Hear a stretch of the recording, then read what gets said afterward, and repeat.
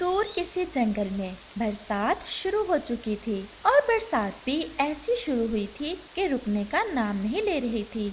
लगातार बारिश होने के कारण सब पक्षी कई दिनों से अपने घरों में ही थे। उसी जंगल में एक चिड़िया भी रहती थी। वो बहुत बुद्धिमान थी और बहुत मेहनती भी। उसने अपने घर में इतना भोजन जमा किया हुआ था कि अगर 1 महीना भी बरसात और होती तो उसका भोजन खत्म ना होता। लक्ष्मी चिड़िया के घर में चिड़िया और उसकी बेटी ही थी। वो दोनों अपने घर में बरसात के मजे ले रही थीं। उनका घर भी मजबूत था और घर में भोजन की भी कोई कमी ना थी, इसलिए उन्हें तो वो बरसात बहुत अच्छी लग रही थी। मम्मा, ये बारिश कितनी अच्छी लग रही है।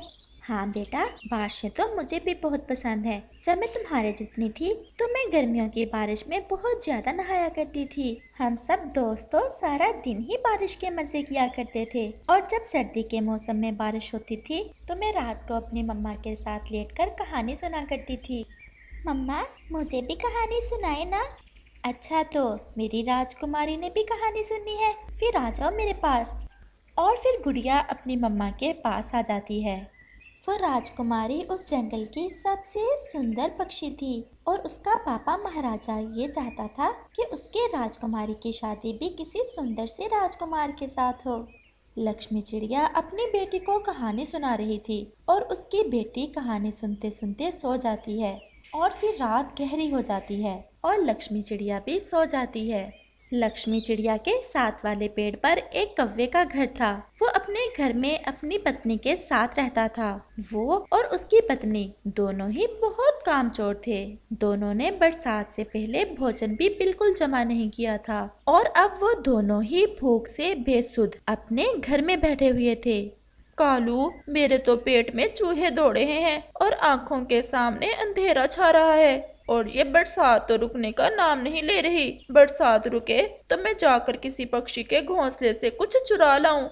चमकीलो, मेरा हाल तो तुमसे भी बुरा हो रहा है। ये बारिशें तभी अच्छी लगती हैं अगर घर में भोजन हो। अगर भोजन ना हो तो ये बारिशें भी जहर ही लगती हैं। कालू, तुम जाओ ना चिड़िया के घर, उससे जाकर कुछ मांग लाओ। इस समय वही हमारी मदद कर सकती है। अब मैं किस मुंह से जाऊं उसके घर? तुम्हें याद नहीं, जब बरसात शुरू होने से पहले वो हमें लेने आई थी कि हम भी उसके साथ जाकर भोजन ढूंढ लाएं और बरसात की तैयारी कर लें, तो कैसे हमने उसे बेइज्जत करके निकाला था। कालू, तुम कब से इतने इज्जत वाले बन गए कि चिड़िया का सामना नहीं कर पाओगे? और वैसे भी वक्त पड़ने पर गधे को भी बा बना लेना चाहिए। और वो चिड़िया तो है भी बेवकूफ, फौरन ही तुम्हारी बातों में आ जाएगी। अच्छा, फिर एक बार जाकर देखता हूँ। और फिर कौवा चिड़िया के घर की तरफ चला जाता है। कौवा जाकर चिड़िया के घर के दरवाजे पर दस्तक देता है। चिड़िया तो गहरी नींद सो रही थी। कौवा फिर से दस्तक देता है। फिर चिड़िया की आंख खुल जाती है। ये इस समय कौन आ गया मेरे घर पर? कहीं कोई चोर ना हो? चिड़िया डरते डरते पूछती है। कौन कौन है? चिड़िया बहन, मैं हूँ तुम्हारा भाई कालू। जरा दरवाजा खोलना, तुमसे एक जरूरी काम है। इस समय इसे मुझसे क्या जरूरी काम हो सकता है? एक बार देख लेती हूँ। और फिर चिड़िया दरवाजा खोल देती है। चिड़िया, मुझे अंदर आने दो, मैं तो बारिश में पूरा भीग चुका हूँ। और फिर चिड़िया कौवे को घर के अंदर आने देती है। चिड़िया, मैं रात के इस समय बहुत मजबूर होकर आया हूँ। वो मुझे शर्मिंदगी भी बहुत हो रही थी तुम्हारे सामने। वो तुम्हारी भाभी की तबीयत बहुत खराब हो गई है। हम दोनों कल से ही भूखे हैं। चमकीलो का तो तुम्हें पता ही है, उसे कुछ घंटे खाने को ना मिले उसकी क्या हालत हो जाती है। और अब तो वो बेसुध घर में पड़ी हुई है। अब उसकी जिंदगी तुम्हारे हाथ में ही है। तुम कुछ खाने को दे दो चिड़िया, मैं वादा करता हूँ जैसे ही बरसात रुकेगी मैं तुम्हारा भोजन तुम्हें लुटा दूंगा। कहीं लुटा ही न देना भोजन मुझे। और फिर चिड़िया कौवे को भोजन दे देती है। चिड़िया, मुझे समझ नहीं आ रहा मैं किस मुंह से तुम्हें शुक्रिया कहूँ।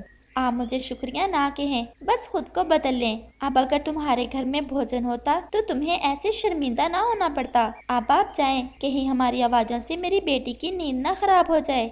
और फिर कौवा वहाँ से चला जाता है और लक्ष्मी चिड़िया फिर से सो जाती है।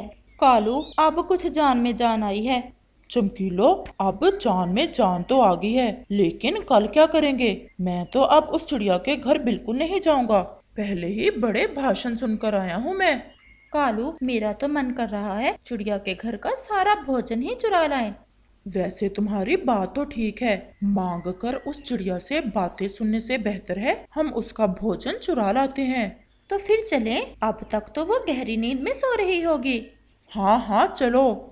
और फिर वो दोनों पति पत्नी उस तेज बारिश में चिड़िया के घर की तरफ उसका भोजन चुराने चले जाते हैं। चमकीलो, तुम यहाँ खिड़की के पास खड़ी हो जाओ और मैं खिड़की से घर के अंदर जाता हूँ। मैं तुम्हें खिड़की से पकड़ाई जाऊंगा और तुम पकड़ती रहना। और फिर कौवा खिड़की से घर के अंदर ऐसे दाखिल होता है जैसे एक प्रोफेशनल चोर दाखिल होता है। चिड़िया और उसकी बेटी गहरी नींद सो रही थी। कौवा थोड़े चावल उठाता है और गोरी को पकड़ा देता है और फिर गंदम के दाने उठाने लगता है। वो तो इस बात पर ध्यान नहीं देता कि उसकी पूंछ पीछे दिए के साथ लग रही है और फिर कौवे की पूंछ को आग लग जाती है। कौवे की तो चीख ही निकल जाती है। हाय मैं मर गया, मेरी पूंछ। कौवे की आवाज से चिड़िया और उसकी बेटी उठ जाती हैं। कालू, तुम मेरे घर में क्या कर रहे हो? चिड़िया, मेरी पूंछ से आग बुझा दो। मैं क्यों बजाऊं? जाकर चमकीलो से ही बजाना जिसके लिए भोजन चुराने आए थे। चमकीलो भी खिड़की से सब देख रही थी। वो तो चावल उठाकर अपने घर की तरफ भाग जाती है और कौवा भी खिड़की से निकलकर ऐसे कहता हुआ भाग जाता है, मेरी पूंछ, मैं मर गया, कोई मुझे बचा लो, मैं मर गया। लक्ष्मी और चिड़िया उसे ऐसा भागता देखकर हंसने लग जाती हैं। प्यारे दोस्तों, अगर आपको ये कहानी अच्छी लगी हो तो हमें कमेंट करके जरूर बताना और इसे अपने दोस्तों के साथ शेयर और चैनल को सब्सक्राइब भी जरूर करना।